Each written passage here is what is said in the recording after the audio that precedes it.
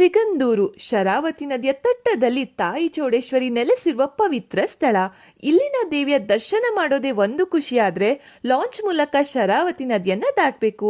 ಆ ಪ್ರಯಾಣನ ವರ್ಣಿಸಿದರೆ ಸಾಲದು, ಅದನ್ನ ಅನುಭವಿಸಲೇಬೇಕು. ಅದೆಷ್ಟೋ ಜನರು ವಾಹನಗಳು ಲಾಂಚ್ಗೋಸ್ಕರ ಕಾಯ್ತಾ ಬಂದ ತಕ್ಷಣ ಅದ್ರಲ್ಲಿ ಹತ್ತಿ ಶರಾವತಿ ನದಿಯಲ್ಲಿ ಪ್ರಯಾಣಿಸುವ ಅನುಭವ ಅದ್ಭುತ ಅಂತಾನೆ ಹೇಳ್ಬೋದು. ಕಣ್ಣು ಹಾಯಿಸಿದಷ್ಟು ಹಸಿರು, ನೀಲಿ ನೀರಿನ ನಡುವೆ ಚಿಕ್ಕದಾದ ದ್ವೀಪಗಳು ತಾಯಿಯ ಸನ್ನಿಧಾನದ ಸೌಂದರ್ಯವನ್ನ ಸಾರತ್ವೆ. ನಮ್ಮಂತ ಪ್ರವಾಸಿಗರನ್ನೇ ಸೆಳೆಯುತ್ತಿದ್ದ ಈ ಲಾಂಚ್ ಎಕ್ಸ್ಪೀರಿಯನ್ಸ್ ಇನ್ನ ಕೆಲವೇ ದಿನಗಳು.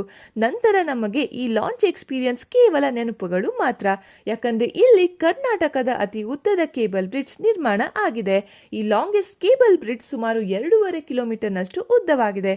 ಈ ಬ್ರಿಡ್ಜ್ ನಿಂದ ಸುಮಾರು 70 ಕಿಲೋಮೀಟರ್ ರಸ್ತೆ ಮಾರ್ಗ ಕಡಿಮೆಯಾಗಲಿದೆ. ನಾವು ಕೂಡ ಈ ಲಾಂಚ್ ನ ಕಡೆಯ ಬಾರಿಗೆ ಎಕ್ಸ್ಪೀರಿಯನ್ಸ್ ಮಾಡಿದ್ವಿ. ತಾಯಿಯ ದರ್ಶನ ಕೂಡ ಪಡೆದುಕೊಂಡ್ವಿ. ನನ್ನ ಪ್ರಕಾರ ಈ ಬ್ರಿಡ್ಜ್ ಜೊತೆಗೆ ಈ ಲಾಂಚ್ ಸೇವೆ ಕೂಡ ಹಾಗೆ ಇರಬೇಕು. ನಿಮ್ಮ ಅಭಿಪ್ರಾಯನ ಕಮೆಂಟ್ ಸೆಕ್ಷನ್ ಅಲ್ಲಿ ತಿಳಿಸಿ. ಇದೇ ತರಹದ ವಿಡಿಯೋಸ್ಗಾಗಿ ನಮ್ಮ ಪೇಜ್ನ ಫಾಲೋ ಮಾಡೋದು ಮರಿಬೇಡಿ.